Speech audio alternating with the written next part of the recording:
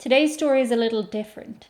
Of all the cases I've covered on this channel, it's perhaps the one steeped most in mystery. Many people think that it's just an urban legend, while others believe the idea of it never having happened is a cover-up in itself. I'm curious to know what you think below in the comments. So, here we go.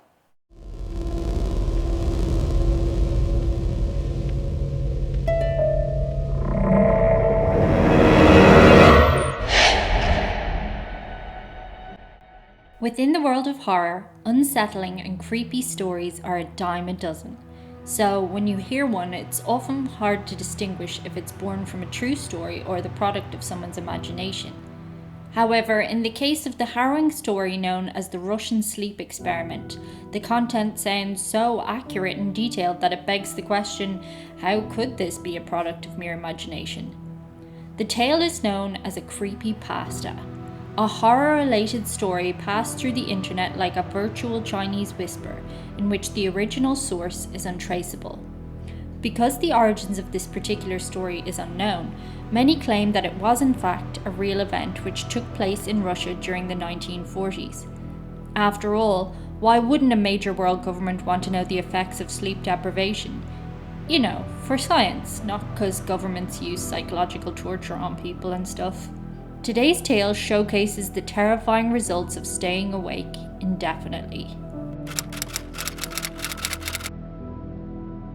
The story goes that the experiment was carried out on political prisoners of war and was a military-sanctioned science.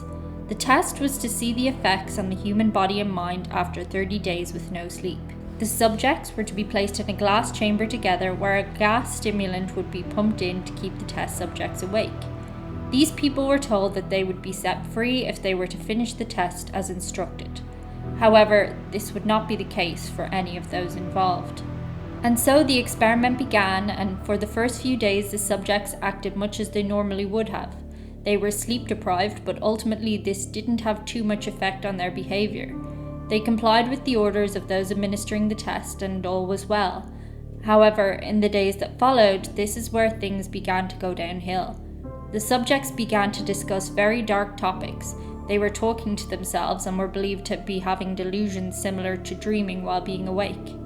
No apparent significant harm came to the test subjects until about 9 days in, when one subject began to scream uncontrollably and never stopped. He didn't ever stop. Others in the group would scream too, involuntarily. They had no control over when and how loudly they were screaming, to the point that they would tear their vocal cords apart, eventually rendering several of them mute. The subjects next started interacting strangely with their testing environment, covering the walls of the chamber with torn book pages and feces. Ew. To block the testers from seeing them. They would still respond to the intercom, but would not allow the Russian testers to see inside of their chamber. The Russian scientists, not wanting to interfere with the testing conditions, continued to monitor the audio and pump gas inside. But after 15 days, the room fell silent and they were not receiving any correspondence with the test subjects.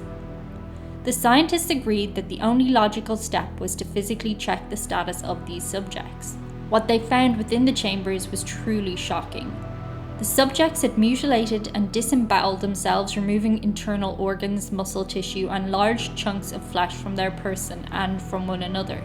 But most of them were still alive. They also had a 4-inch high pool of feces and blood within their chamber, as they had clogged the drain with chunks of flesh. One test subject was found dead when the chamber opened, and it was clear that a lot of the organs, blood, and flesh belonged to this individual. Those who were still able and coherent enough to speak begged the testers not to turn off the stimulant and pleaded with the scientists to continue administering the test. However, it was obviously deemed necessary to end it.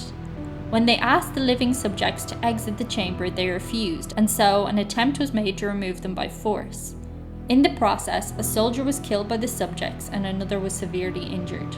It seemed the additional side effects of this test were that these subjects had incredible strength and resistance to sedatives and other drugs. Plus, the subjects were inexplicably able to stay alive despite infections and injuries that would be enough to kill anyone under normal circumstances.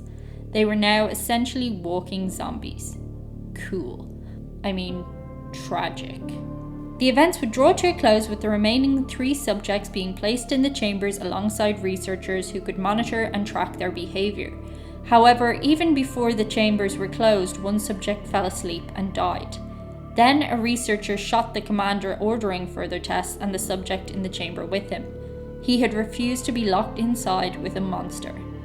The final subject made a break for it only to be held at gunpoint.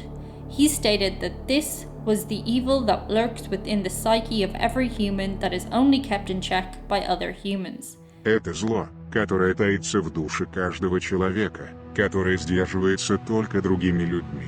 He then was shot dead, thus bringing to a close this terrifying ordeal. So, was it real?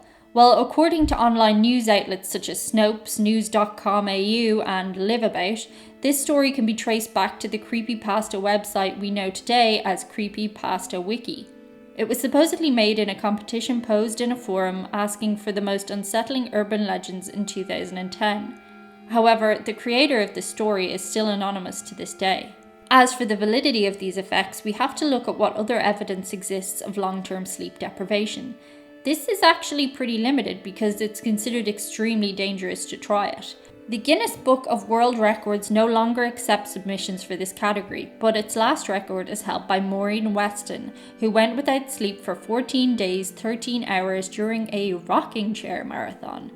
Though she tended to hallucinate toward the end of this surely ill-advised test, she surprisingly suffered no lasting ill effects and simply went to bed afterwards. She woke up after 14 hours. There was a very interesting show on the British TV network Channel 4 called Shattered, which aired in 2004 and has been notably largely buried by the network since. It can, however, be viewed here on YouTube. 10 contestants would live together on the same set that they used for the Big Brother show, and they were challenged to go without sleep for 7 days. Their actions were constantly monitored and they had to endure daily performance testing and a variety of challenges. They were competing for a potential prize fund of £100,000, and if a contestant closed their eyes for over 10 seconds, the £1,000 was deducted from the total prize fund. It quickly became apparent that the show would need to alter the rules in order for anyone to make it through the week. They weren't being gassed to stay awake after all. There were also a lot of complaints to Ofcom, the UK's TV regulator, that the show was paramount to the live broadcasting of human torture. So the contestants were allowed to take mini naps throughout. Still, the individuals suffered from vivid hallucinations verging on psychosis throughout, and one explained after the fact that he felt like his life was ending. The winning contestant had endured 178 hours of sleep deprivation. In 1963, a high schooler from San Diego went without sleep for 11 days. After the fact, he underwent brain scans and other testing, which showed parts of his brain had been taking it in turn to shut off. Initially, it was concluded that there was no long-term physiological ramifications, but he later suffered from chronic insomnia for a number of years. Both the contestants and the teenager, though, were relying on stubbornness, luck, and a strong body, not being fed a gas to force them to stay awake. When the gas technique was tried with rats, they died after 14 days of being forced to stay awake and did indeed begin to gnaw at their own flesh. Ultimately, not knowing who wrote the tale of the Russian sleep experiment, there's no way to prove or disprove its validity. There's no official record of it ever happening, but I think most of us can say with certainty at this stage that governments do be a bit shady, so no record doesn't say anything for sure. Either way, it's one hell of a tale. Let me know what you think below in the comments. Until we speak again, stay safe out there.